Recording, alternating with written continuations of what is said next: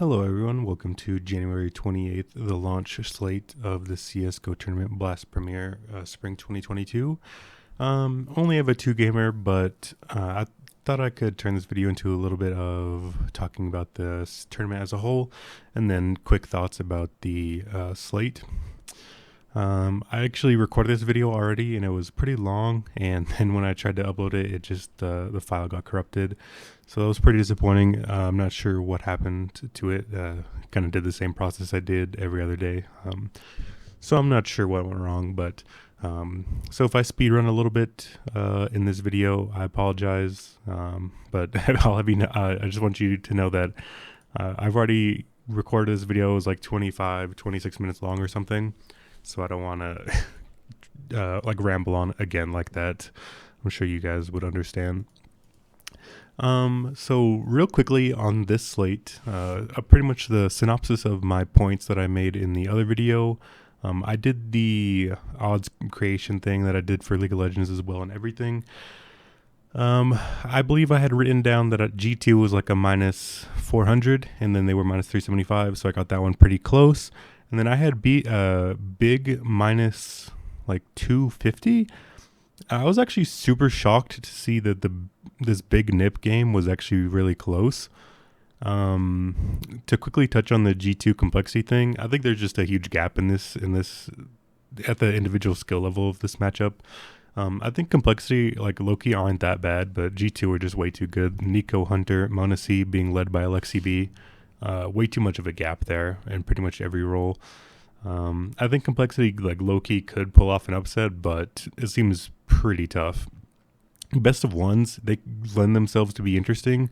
I think in best of one settings, underdog players are not played enough because you can still have a good map without winning the game, and that's super easy in best of ones. So that's something to keep in mind going forward. I wanted to go a little bit more in depth in this big NIP game because I just don't know why this series is so close. Pretty much NIP I felt like they were kind of spiraling downwards anyway at the end of last year, and then now they replaced Device, they lose Device, and they replace him with one of their academy players, Fizzy. And I just, like, how is this series close? I feel like NIP are like low-key like one of the worst teams at this tournament. Like Esatag has been he's been so average pretty much like for a while. Feels like the same could be said for like Rez and Plopsky. Plopsky fell off pretty hard.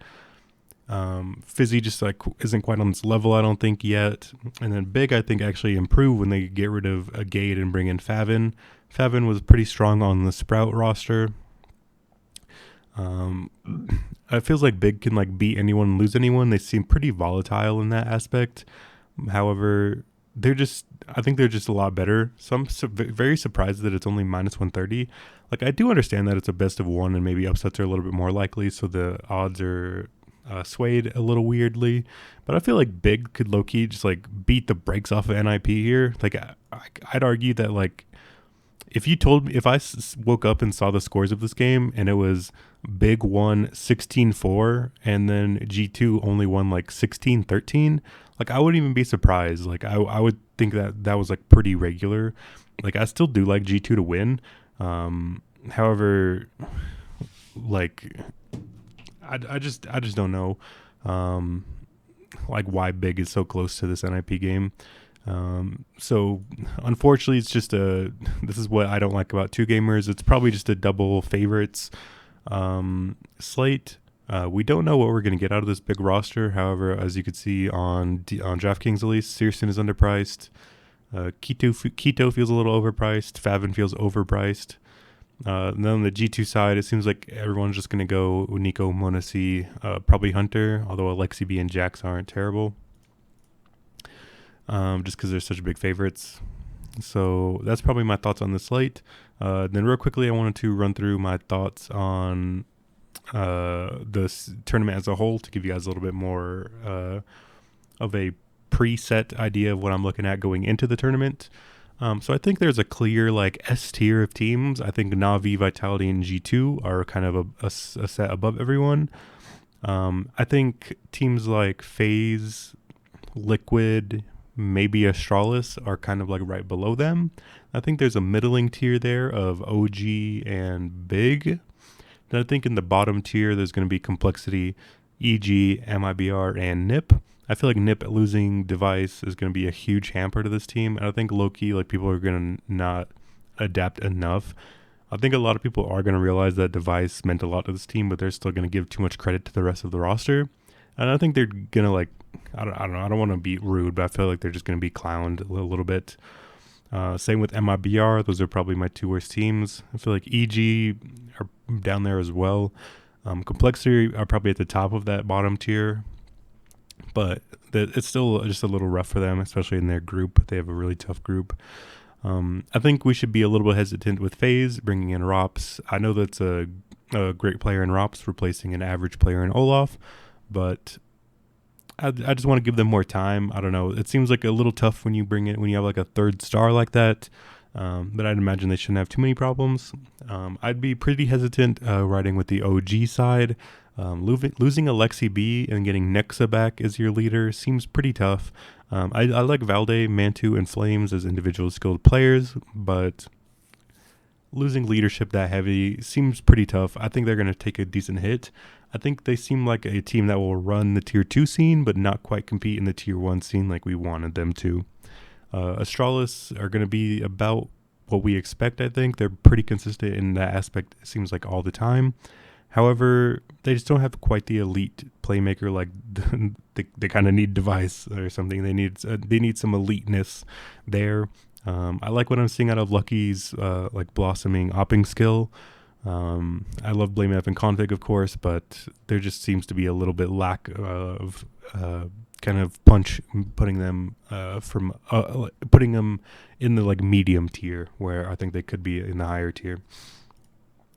Looking ahead, I can't promise I'm going to make videos every day, but if I'm going to look ahead right now, obviously Na'Vi going to beat the brakes off of MIBR, best team against probably the worst team in the tournament.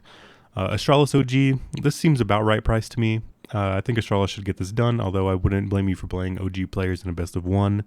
Vitality EG seems about right, but although in general I do like fading ZywOo because he tends to have a slow first map. I don't know if this is like an underrated thing, but people don't realize that ZywOo like doesn't warm up like every other player does. So I feel like he typically has a slow first map. So in this best of one format, I could see ZywOo having a bad map for sure. So I like loading up maybe on Vitality, leaving off ZywOo, get a little bit different there. And FaZe Clan Team Liquid, this seems about right, but although I do like Team Liquid going forward, I feel like this is a low-key like pretty good roster. And this is a roster I'm looking forward to using in the future. Although going as FaZe seems a little tough as their first test.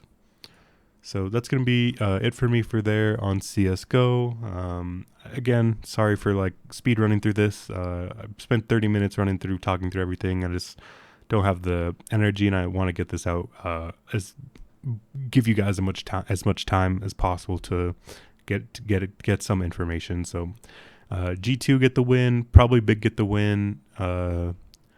For the Big side, you're obviously probably going to be looking at everyone but Tizian. And then on the G2 side, I think everyone is in play. Obviously, Nico, Hunter, Monesi are going to be up there.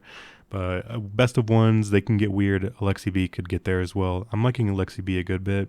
He seems to get like some random 4Ks and stuff when you're playing against like lower end teams like that. And I think this is probably going to be like one of those games. So yeah, that's gonna be it for me. Like if I'm picking players, again, probably just anyone on Big except for Tizian, anyone on G2 except for Jax. But although I don't think Jax is that big of a bad play, so pretty much everyone but Tizian from G2 and Big is probably where I'm be leaving. Good luck to everyone. Might have a video out tomorrow, might not. Again, not exciting games.